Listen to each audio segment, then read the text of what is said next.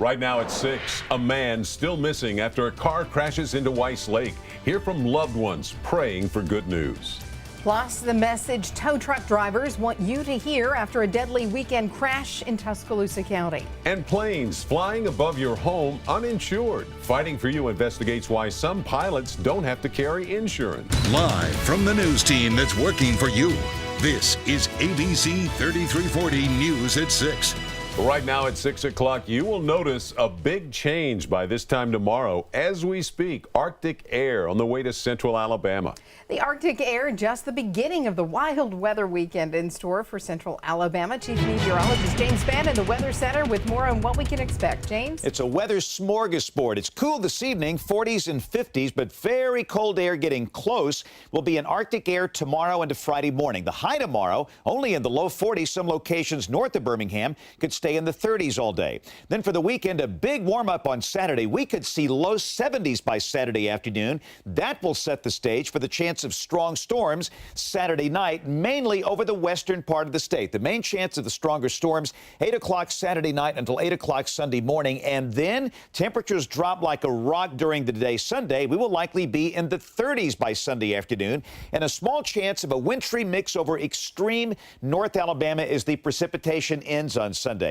A very interesting forecast. We have much more on it coming up in just a bit. All right, thank you, James. The search for Bobby Shore continues in Cherokee County tonight. He's one of 7 people inside a car that drove down a boat ramp in Weiss Lake near Leesburg late last night. 4 people were killed in the crash. 2 people survived, and Shore is still missing. Now we have team coverage of the crash tonight. ABC 3340's Vinton Blandon spoke with those who knew the victims. But we begin with the latest on the investigation from ABC 3340's Yasmina Alston near the crash site in Cherokee County. Yasmina? Dave and Brenda, the search for a 5th person in the water stopped at dark because of cold temperatures and little light. Crews still have not found the body of Bobby Shore, a man in his mid-40s. He was one of 7 in the car that ended up in the river here at Leesburg Landing. Rescue teams have been looking for hours and will start back in the morning. We've got, I think the rescue squad is using a lot of their of course, their underwater sonars that they have, and then there's also just some netting type material that's used just to try to see if you can find it. And then, you know, one of the big things is just visual at this point to see if we can locate the person or they can locate the person. 2 of the passengers survived and were here earlier today along with family. The cause of death for 4 of the victims was freshwater drowning, but the cause of this incident is still under investigation. Investigators will use information from the survivors as well as evidence they found to figure out what exactly happened. In Cherokee County, Yasmina Alston, ABC 3340. Continuing our team coverage tonight, 4 of the victims killed in last night's crash were from Jefferson County. ABC 3340's Vinton Blandon talked with their loved ones this afternoon. And Vinny, they have questions about how the vehicle ended up in the water. They do. Personal information suggests Christy Hobson, Dale Keener, and Robert Harden are all from the Mount Olive community here in Jefferson County. Now, they were over in Cherokee County visiting Christy's mother, Shirley. Tonight, the deaths of 3 and search for 1 have them all grieving. Visits to the water often offer peace, calm, and moments to relax. The group at Weiss Lake watching investigators can't get any knowing people drowned. Holding each other seems to be the only thing providing comfort as they reflect on losing friends and family. Yeah. Way too soon. She was only 27. My lady was only 47. A cousin gave ABC 3340 a picture of Christy Hobson. She, along with her mom, Shirley Hobson, and Dale Keener, drowned. Tara Mayo showed a picture of Bobby Shore. He's the man authorities hope to find. It's something you can't believe, and the fact that he's missing is terrifying. She and Shore have 1 son. Shore has 2 others and 3 daughters. That's the only thing is what these kids would want right now. That is their father. Back on the lake, Billy Hobson is left to reflect. Took her to the hospital last night around 9:30, 10, and they said that she had hypothermia. This is the other survivor. From being in the water.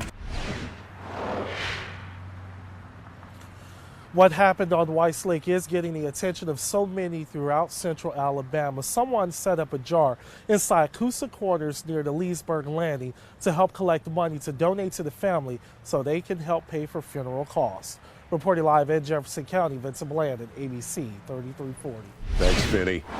This is not the first incident this year where a car has gone down a boat ramp into the Coosa River. In July, Tara Beth Ray took a wrong turn off of Woods Bend Road near Raglan and drove into the river. Ray and her boyfriend were rescued from the car, but her young child did not survive. That crash happened because Ray was unfamiliar with the area. New at 6, Interstate 5920 in Tuscaloosa is now open after the Alabama Law Enforcement Agency closed a lane to reconstruct a weekend crash. That crash killed 25-year-old John Hubbard. The tow truck driver was killed while assisting a driver. ABC 3340 Stoney Sharp joins us live near the crash scene right now. And Stoney, tow truck drivers are sharing a message tonight.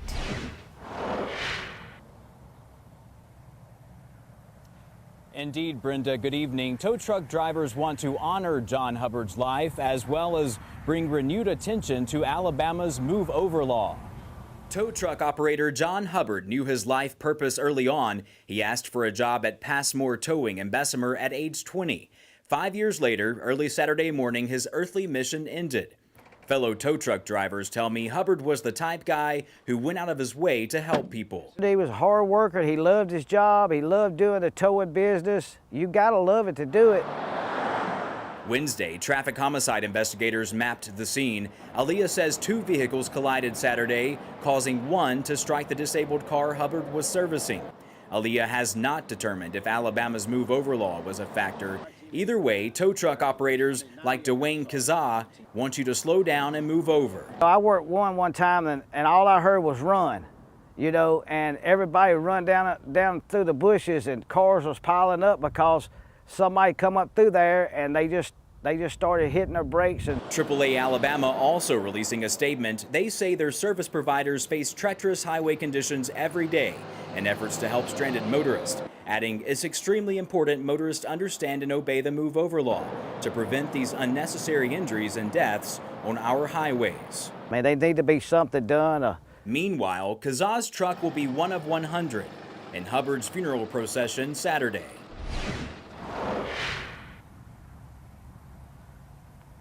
And that funeral procession will travel from Crestview Memorial Funeral Home in Jefferson County all the way to Pumpkin Center Baptist Church in Walker County after the 2 p.m. funeral service.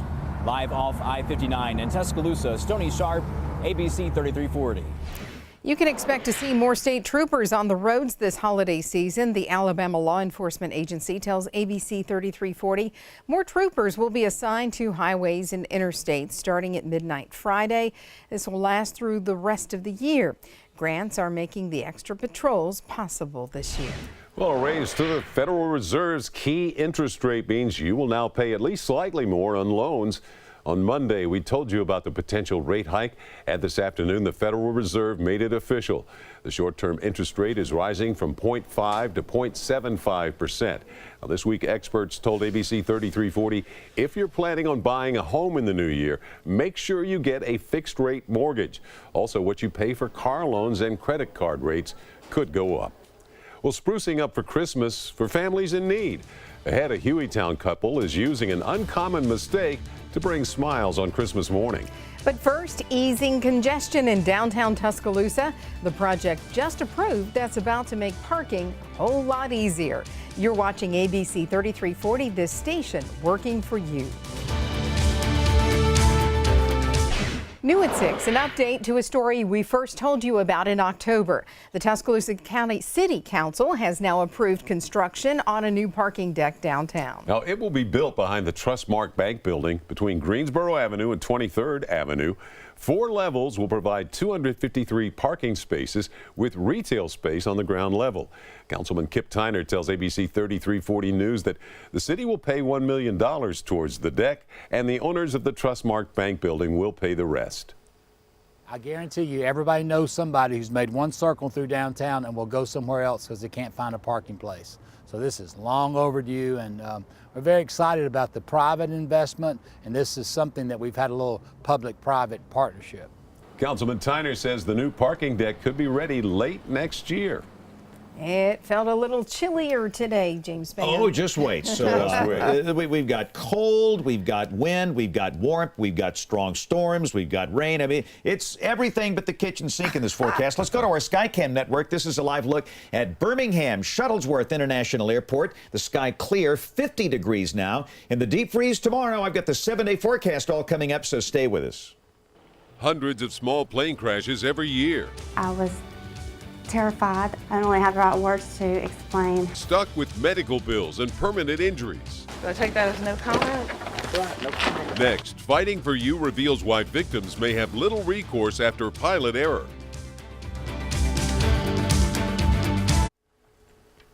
Driving without insurance is against the law, but what about flying without insurance? You may be surprised to learn private pilots aren't required to carry liability insurance to cover injuries to passengers or a third party on the ground. In tonight's Fighting for You, Cynthia Gould talks with a St. Clair County plane crash victim unable to collect damages.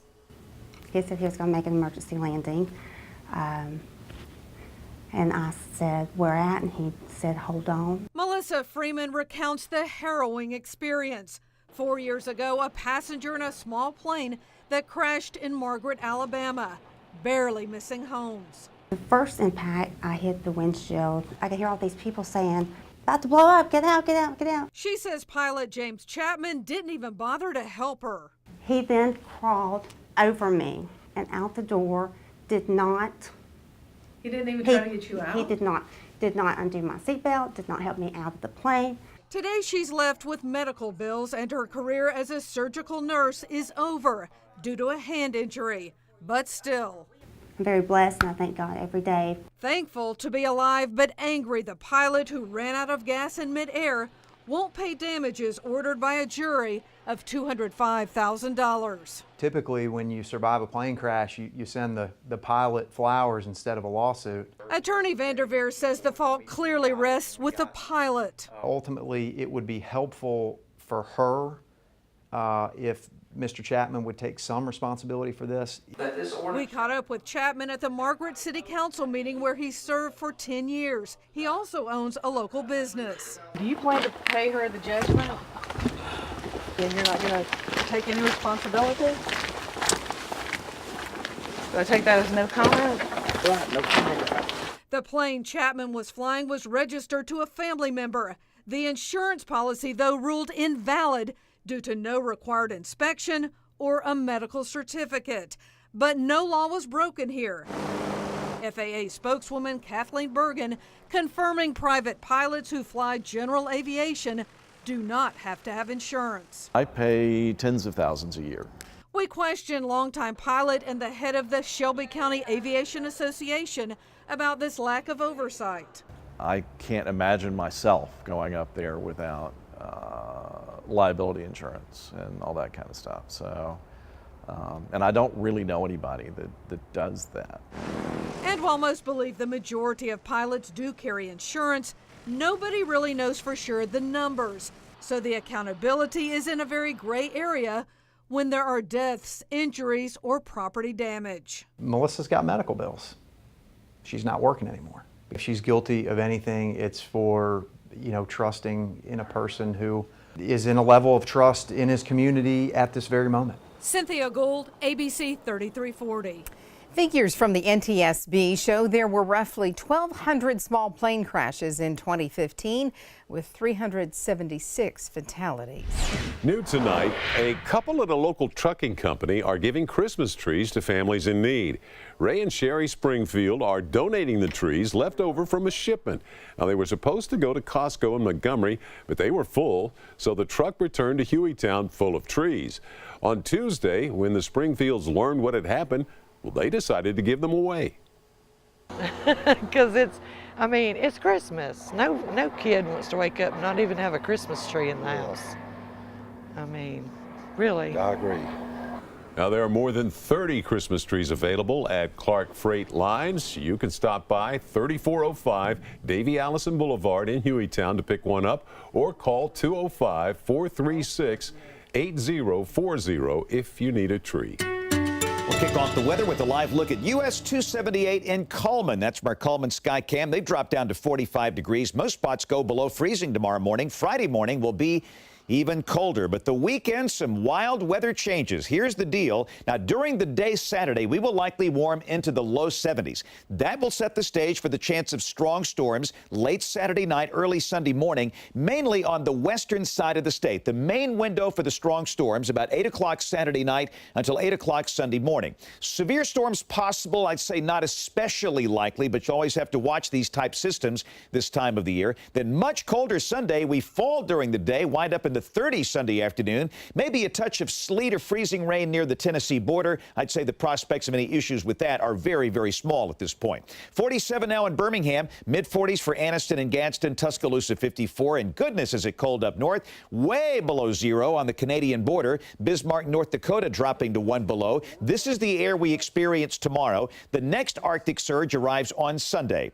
Rain today confined to extreme southeast Alabama. Those patches of light rain moving over into Georgia. We will be dry tomorrow and Friday, but rain will come back as the weekend begins on Saturday. Again, tomorrow, highs only in the low 40s, maybe 30s north of Birmingham. Now, this is Saturday about 8:30 in the morning. You can see showers already forming as the Gulf of Mexico opens up. We'll expect occasional showers Saturday, and again, the chance of the heavier storms late Saturday night into early Sunday morning. In terms of rain amounts, this news is good. Keep in mind, some spots need 10 to 15 inches to get back to where we should be for this time of the year. Average rain amounts over the next 5 days, we'll say between 2 and 4 inches over northwest Alabama. Lighter amounts down to the south. This rain will likely taper off late Sunday. And again, we go back into a cold air mass Sunday night and Monday. For tonight, the sky mostly clear, sharply colder. The low should be in the upper 20s, around 28. Tomorrow, a cold and dry day. A good supply of sunshine, breezy at times, the high 42. And again, if you are north of Birmingham, you could stay in the 30s all day. Up on the 7-day, I've got 23 Friday morning, 54 the high Friday. And look at Saturday, 71 with occasional rain showers. A chance of strong storms Saturday night, Sunday morning. The high Sunday of 68 will likely come about 6 or 7 o'clock in the morning. We fall into the 30s Sunday afternoon with rain falling during the day and then drier air by Monday and Tuesday of next week. Catch my forecast every day on great radio stations around the state, including 98.7 Today's Kiss. You better have everything ready, from flip-flops to the big Russian coat. You're going to need it all.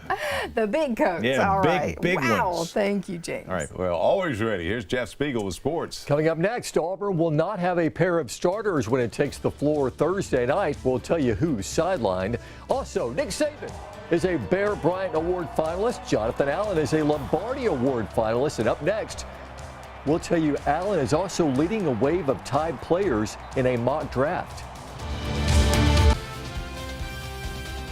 Auburn will not have two starters when the Tigers play Coastal Carolina tomorrow. Horace Spencer and Bryce Brown have been suspended after being arrested for misdemeanor possession. Spencer is averaging 6 points, 5 rebounds per game. Brown, 7 points per game. Bruce Pearl says their suspension length is to be determined. He did say T.J. Dunnins and T.J. Lang will be available. Avery Johnson says Tide forward Nick King is undergoing treatment for a lung infection. He will not return to action until January. Johnson says they're treating King's infection aggressively with antibiotics. We have good news and bad news for Tide defensive end Jonathan Allen. Allen is number 1 in ESPN expert Todd McShay's mock draft. McShay calls him a game plan wrecker. Of course, the number 1 pick goes to the Cleveland Browns. Number 19 on McShay's list, Auburn defensive end Carl Lawson. Lawson showed this season when he's healthy, he's a force. And if that mock draft holds true, Lawson goes to Houston. McShay has 6 Crimson Tiders going in the first 16. Tim Williams, 6. Marlon Humphrey, a redshirt sophomore, 8. Reuben Foster, 11. Cam Robinson, 13. And O.J. Howard, 16. It was JUCO signing day, and Sal Cannella, shown here in a Twitter picture with his proud dad, signed with the Tigers. He's a 6'6", 230-pound tight end from Scottsdale, Arizona Community College, a 3-star prospect. Today, Jarrett Stidham made it official. The former Baylor quarterback signed with the Tigers. He'll report for bowl practice Tuesday. He's a very talented young man. You know, he can make all the throws. He can run. He can extend plays. Very accurate. He's got really good leadership, and you know, he's a mature young man. The Tigers started bowl practice today. Malzahn says Shaw White looked 100%, didn't miss a beat. He expects Cam Petway to be healthy for the bowl game as well. The restocking begins for Alabama today. They signed Elliott Baker, the #1 JUCO offensive lineman in the country, and Isaiah Buggs, the nation's #1 JUCO defensive lineman. They will both enroll in January. Today at Etowah High School, quarterback Dalton Hyatt stuck with his commitment to Arkansas and signed with the Hogs. Hyatt is a 3-star recruit who plans to enroll in January and is fired up about going to Fayetteville. Well, I'm just going to work as hard as I can, you know, try to do whatever I can to help the team. If that's getting redshirted, if that's playing, then whatever. I'm just going to work my hardest and do the best I can. Everybody accepted me as soon as I came in, so that really helped. You know, there's a lot of people who had the same goals as me. Tonight at 10:30 on My 68, it's The Zone with Mike, Doug, and Kevin. An NFL head coaching job opens up, and Nick Saban's name comes up. Imagine that. Would Florida rather have Lane Kiffin or Charlie Strong than Jim McElwain? Also treason inside an ACC football program. The Shades Valley boys basketball team is spreading some holiday cheer with a sock drive. The team will donate about 1,500 pairs of socks to the more than 200 homeless men at the downtown Birmingham Firehouse shelter. It's just a community service project. A lot of our kids are involved in a lot of community service activities.